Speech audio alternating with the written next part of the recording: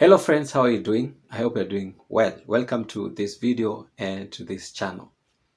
In the previous video, I started talking about the requirements for the DV Lottery application, especially the DV Lottery 2025 that is upcoming. We have about a month and some few days to the application period for the DV Lottery 2025.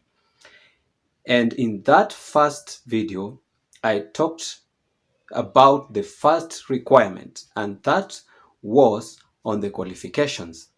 And I told you that the first qualification was about the country of birth, that you need to qualify through the country of birth. If your country of birth is listed as eligible, then you qualify. And if not listed as eligible, you do not qualify. And the second qualification, I said that you need to either qualify academically by having attained the high school diploma, or alternatively, if you don't have the high school diploma, you can qualify through work experience. That is 2-year work experience within the past 5 years, either of those two. And now in this video, I'm going to handle the second requirement. And this has been talked about in many videos and also more extensively and precisely on the dvprogram.gov website. And this is the photos. What photo do you need during the application? What kind of photo? There are instructions well listed about the qualities of the photo on the dvprogram.gov. You can visit that site and look for those requirements of the photo. And I am attaching those requirements on this screen so that you can go through.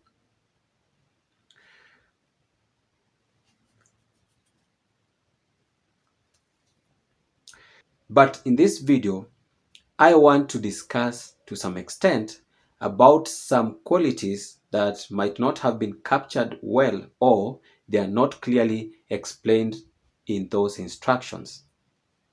First of all, did you know that the photo is one of the things that disqualify many from the DV lottery?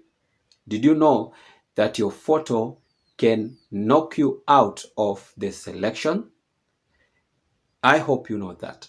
Early last year, there was a document that was released by the Department of State, and in that document, there was a clear indication that one of the things that knock people outside of the selection was the quality and the type of the photo they used. And therefore, this topic is very important. So, when we come to the features of the photo, first of all, the photo is a passport size photo, that one you know. And the size of it is 2" by 2" or 600 pixels by 600 pixels. And this photo must be taken professionally. Let me use that term, professionally. It must be good to meet those requirements listed. And this photo has to be taken with a white background, not like the one I have here, with a white background. And this photo must not be irregularly lit. The distribution of light around your photo should be uniform. And preferably, if you can get natural light, that will be great.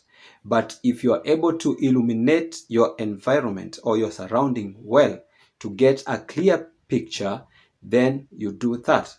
It should not be like the picture in this video that I'm shooting, where this side is darker than this side. All around, the light must be uniform. And then, once this picture is taken, there should be very minimum editing. And this editing should be done professionally so that there should be no trace of trimming. the trimming of the edges. Because I've seen many people taking the photo, and when they are removing or editing the background, the remaining picture is with an outline, a clear outline that shows the picture was trimmed, it was cut. So the photo should have very minimum editing to interfere with the image, the photo that you see, the image that you see. There should be no editing that trimmed some section, even if it's minor section or the outline has been trimmed in that photo. Those kind of photos will disqualify you from the selection. So minimum editing. And if you can avoid editing at all and you take the photo to meet the requirement, that would be the best option. And by saying so, now I know you can ask, then should I go to a professional to take the photo for me? Yeah, the answer would be yes, but you can take the photo by yourself if you have the correct gadgets. If you have a good camera, you can take the photo by yourself. You just ensure that all the requirements are met and take the photo by yourself. Others, they have used even the phone. They have very good phone with good quality cameras, and they've taken good photos, and many of them have won. So it's not necessary that you need to go to a professional photographer or a photo studio for you to get the DV photo. The minimum requirement is that the photo meets the requirement, whichever device you use to take, whether you take it yourself or you take it from a professional studio, that does not matter so long as it meets the requirement. And then about the size of the photo inside the image, it is clearly defined in those requirements. And there is a photo tool on that website, dvprogress.state.gov, that helps you to check and clarify whether your photo meets the requirements. And then when it comes to the actual application, ensure that you are so keen in whichever photo you're picking. Don't be hasty in applying.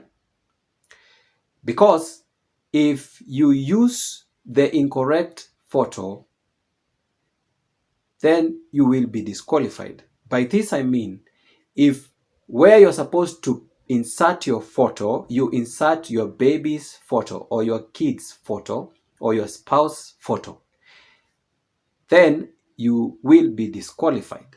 Ensure that the photo that you attach on the principal applicant is the principal applicant's photo. And all the other derivatives, insert their correct photos. Don't interchange. That one will lead to your disqualification. And then finally, where do you take this photo from? I've just said that you don't need to go to some photo studio to take it. You can take it by yourself if you can meet the qualifications. But if you cannot, go to a professional studio and take the photo from. In your local area, there are photo studios and there are good photographers there, but they might not be knowing how the DV photo should be taken. That's why I give you this information. You need to go and take those requirements on the dvprogress.state.gov and also have the knowledge and explain to that person and forward or give that person or that photographer those instructions. Let him or her follow those instructions to take you the good photo. So the photo studio might not having the instructions, but you can present those instructions and they can just follow those instructions and get you the correct photo. So from whichever studio you go, just go with the instructions. And when they take your photo, ensure you check it. Ensure you check it and affirm that it is the correct photo. And pay keen attention to the photo, because this could have been the reason as to why you are not selected the last time you applied. So please take in note of the photo and take the correct photo. And also I have about 2 videos on my channel where I've explained very well on how you can take the photo using your phone, the right photo using your phone for the DV application. If you have a good phone, then search for that video and follow the steps that I take you through taking the right photo. And with that, I come to the end of this video. I hope I've captured all or everything that you would need. But if you have not, please ask the question on the comment section and I will be glad to come back and explain. So thank you guys for watching this video and I wish you all the best when you apply for the DV Lottery 2025.